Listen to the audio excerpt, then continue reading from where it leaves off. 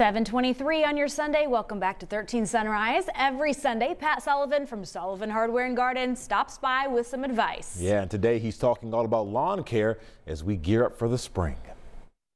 Well, it's not exactly spring yet, and I know everyone's itching to get outside and do some things in the lawn and the garden there's some things you can do. There's also some things that you shouldn't do. So we got some nice weather coming up. You know, it goes back and forth, but we do have nice weather coming in the forecast. So there's some things, like I say, you can do, but I'm going to start with the negative. Things that you shouldn't do. One, grass seed. It's too early for grass seed. Soil temperature needs to be, you know, in the mid 50s to 60 degrees. And while it's been kind of warm, I don't think it's really hit that yet. So I would hold off on the grass seed.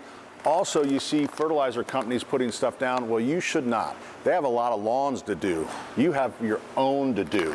So you're going to wait until about mid-April, all right? Mid-April, because what this stuff does, if you put it down, you waste your control. There's no crabgrass germinating right now. So if you put it down now, you run out of control when the crabgrass is actually germinating in May and even into early June, depending on how much moisture we get. So skip that. Also, one of the country's favorite tasks, raking the lawn in the spring. You wave to your neighbor. Raking the lawn, what that does, you're pulling up the thatch, and the thatch is there. It's supposed to be there. Now, too much thatch, you should aerate your lawn. You should be aerating in the fall is the number one time. Spring is okay. When you do it in the spring, you can open up a little more weed seed, and that's what you also do when you rake. When you pull that up, you can flip weed seed that has been buried and expose it to sunlight, and then you can get more weeds. So skip the raking. All right, now things you can do.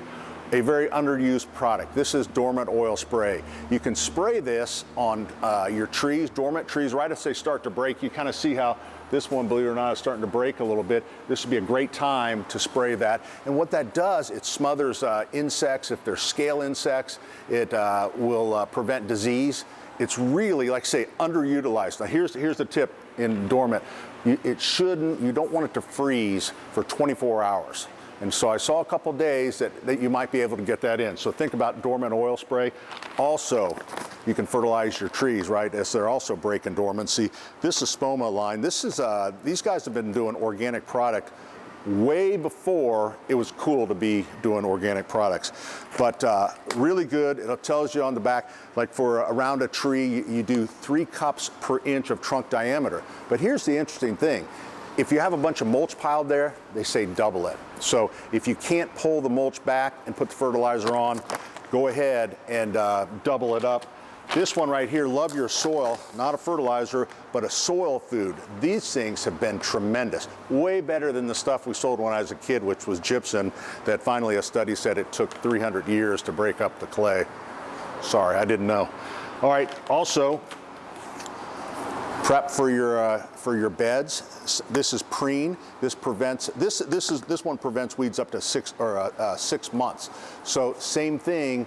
If you can pull it back, but if you're going to have gravel or mulch, put it on top, because a lot of the weed seed will actually germinate right inside the mulch. So this one is the extended one. There's also just a 3-month thing if you think you're you know, a little better on the budget. But certainly some things you can do outside to get ready for spring.